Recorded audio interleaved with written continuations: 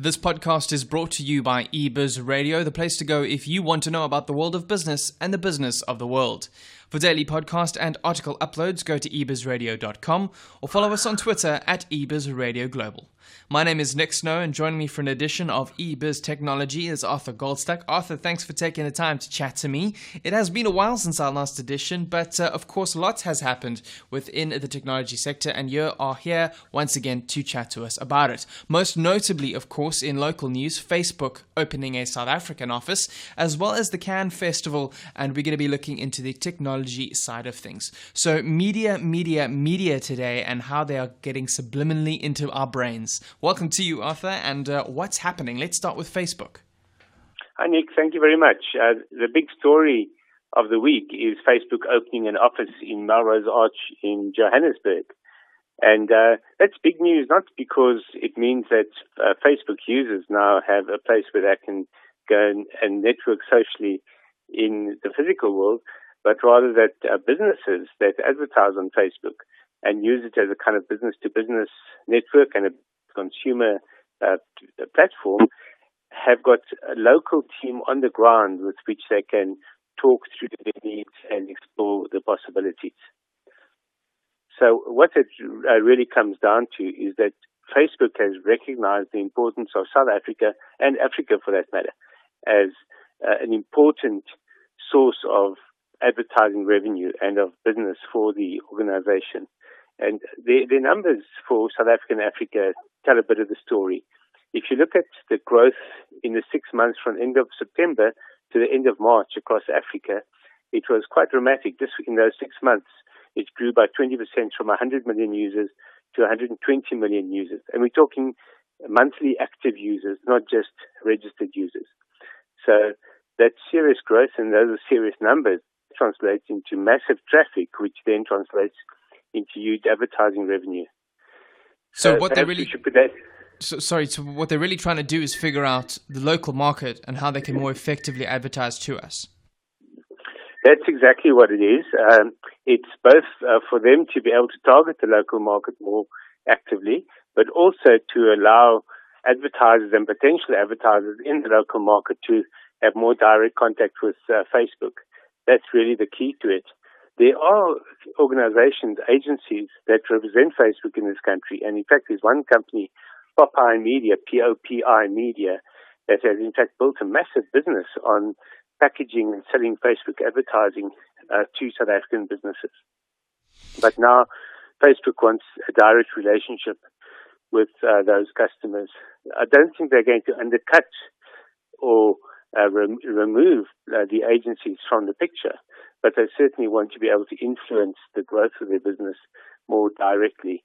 And again, just to put that in context, the amount of advertising revenue Facebook generated in the first quarter of this year, just the first 3 months of this year, was $3.5 billion. So if one could relate that to the size of markets, you're talking about 10% of that coming from Africa, which is a rapidly growing market, which means Africa will become more and more important. Now, bear in mind that something like 52% of Facebook revenue in that quarter came from outside North America.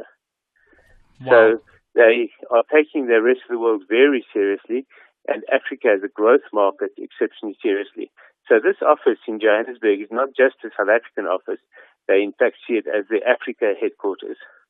And I think that's wonderful for Africa, especially, at least for South Africa, to be the point at which Facebook has decided, you know what, we're going to get the best idea of this continent from this position. I think in terms of the obvious growth that we add to Facebook in terms of marketing revenue, the fact that they've chosen us and are most likely the biggest social media platform in the world, it's quite a positive thing for South African social media. It's a very positive sign. It shows confidence in the local environment. It shows the strength of the local, let's call it the social networking community, but also it brings a lot of opportunity to businesses in particular. And a great example they gave me was what's been happening in Kenya. And they're collecting case studies which they're going to start sharing with the world. But one of the case studies from Kenya is a former model who decided to start her own fashion outlet, designing clothes, having them manufactured, and then selling them online and in a little store. And just from one person with an idea and going onto Facebook to market this idea, she's now employing a further 8 people to help her in the business. Now, if that kind of story can be replicated again and again, you can see the impact that Facebook alone could make on employment and job creation across Africa. And I think that's really, really the point right there, is that we need to take this opportunity to build business and to really realize the potential is here. We just need to stop waiting for it to be handed to us, and we need to take advantage of it. I think that's the biggest message. Precisely. There's a lot of talk about why we should actually have our own social networks and we shouldn't be relying on partners coming in here. But that's crazy talk if you think about it. If someone has created a network that is global and it gives us access to a global audience, then we should be leveraging that. And the strength of Facebook from the point of view of that kind of case study is that you're not simply advertising on Facebook, you're communicating with your customer base on that very same platform that you're using for marketing. And that's really the power of Facebook and other social networks from the point of view of using it as a marketing tool. So let's take that, put a little bow on the top, and we'll obviously touch back on it, I'm sure, in a few months' time once we've seen the type of work that Facebook has done here in South Africa. But let's move along to the Cane Festival, of course, and particularly the technology sector and the various awards that were, of course, handed out. Well, we are looking at the cyber category, also known as let's call it the digital category, also known as the Cyber Lions. I had a privilege about 12 years ago of being a judge in the Cyber Lions at the Cannes International Advertising Festival. It's now got a slightly different branding as digital has particularly grown. They now call it the International Festival of Creativity because they've realized they're not rewarding only advertising but also creativity.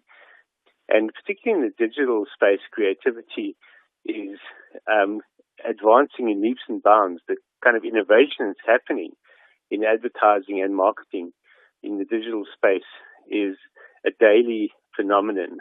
So all eyes are on Cannes and in particular the Cyber Lions category to see what is the cutting edge of digital marketing.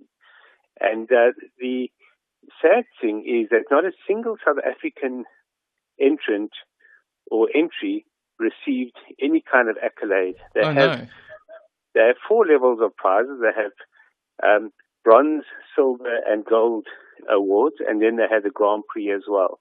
The Grand Prix being the ultimate award. But to put that in context, in the radio category, something like 58 prizes were given out, and of those 58, South Africa won. How many would you think? At least 5. 16. My word, that's really great. 16 out of 58. So South Africa are actually the kings of radio advertising. And that's not just a flash in the pan. Year after year, South Africa performs exceptionally well in the radio category in Cannes. And here wasn't an exception. But what it does prove, this particular non-exception, is that there's no shortage of creativity in advertising in South Africa. In the right categories, we do exceptionally well. And there were other awards across other categories as well, like film and TV and outdoor and the like. But looking at cyber in particular, the Cyber Lions, which is the digital category, the notable thing is that the winning entries tended to be exceptionally courageous in what they try to achieve, not just in terms of content, but also in terms of the technical approach to the entries. Now, in my column this week in Gadget, I talk about the what sets radio apart from digital in South Africa. And I believe what sets it apart is that radio is bold, but also it's confident. You can see the confidence of the creators. My deepest exposure to the local digital advertising environment was the year before last when I was a judge in the Bookmark Awards, which recognizes digital achievement in media and marketing. And what I found there was that the best entries were exceptionally well executed, but there was very little particularly adventurous about them or brave in terms of establishing new boundaries or pushing the boundaries or breaking the boundaries apart. You didn't find trailblazing advertising, so to speak, in the digital category. And that, I believe, is what's now being reflected in Cannes in the cyber category, is that we're not acknowledged there, we don't receive accolades, because what we do follows in the wake of what's being done elsewhere. And in that light, we talk briefly about the winning entry or the top entry in Cannes. This was put together by a brand called Under Armour, which is a very macho brand geared towards macho clothing and accessories. So not one that you normally associate with, let's say, a beautiful model. But what they decided to do was form a partnership with one of these so-called supermodels, Giselle Bundchen, and they got her to wear their gear and work out in a gym, particularly with a boxing display and some gymnastics work as well. So kickboxing, rings, etc., etc. And while they were doing this, or while showing video of her performing, they would then pull out comments being made from around the world, online and in social media in particular, about the idea of her representing Under Armour. And most of it was highly critical and insulting to start with. So, for example, someone would say she's certainly not an athlete, or she's just a model, or what's the big deal? And one person even said she's ugly. And someone said, is modeling now a sport? Someone else said she's old. Someone else said she's nothing special at all. And all of these comments, as people were making them in social media upon seeing the videos of her working out, would then be pulled in and shown on the walls and the sides of this gym, from a virtual point of view, not in the gym itself, but in the video of her working out. So you can actually go to Under Armour website now and have a look at those videos, and you'll see those comments coming up all the time while you're watching her working out. So a very insulting comment, very critical and negative, but then gradually you start seeing positive comments emerging and people actually praising her. But what the message that this sends out is that she is so secure in who she is and so confident in who she is that she's empowered enough to be able to carry on regardless of the insults floating around her. And then what they also did is they showed a kind of a activity map that did an analysis of the sentiment in the tweets and comments in social media about her. And the positive comments were in blue and the negative comments in red. And they're still flowing, and you can still actually follow the balance of sentiment, and you can actually see that they have swayed sentiment completely towards the positive side from being initially negative. Brilliant. So it's a fascinating exercise. It's got a powerful message, but also it's great advertising. And the bottom line about this campaign is that it not only drove huge amounts of traffic, but also actually grew their revenue. So they believe that, or at least according to the statistics, delivered 1.5 billion media impressions and a 28% increase in sales. Now, you can't argue with those kind of results. Definitely not. But here's the bottom line. The campaign is absolutely memorable. Can you think of a single South African digital campaign in the last few years that is absolutely memorable. So I now, can't offhand. So now, as we go forward, of course, we can see that a lot of people did very well, and of course they were duly rewarded. But as South Africans, how do we make sure that we do come out tops at next year's festival? How do we have to change it up? It's probably a bit late for next year already, because this kind of thing takes a lot of preparation, a lot of expertise, and a lot of creativity. But let's say we start working on it now. There's two things that are particularly needed. The one is that we need technical expertise and experience.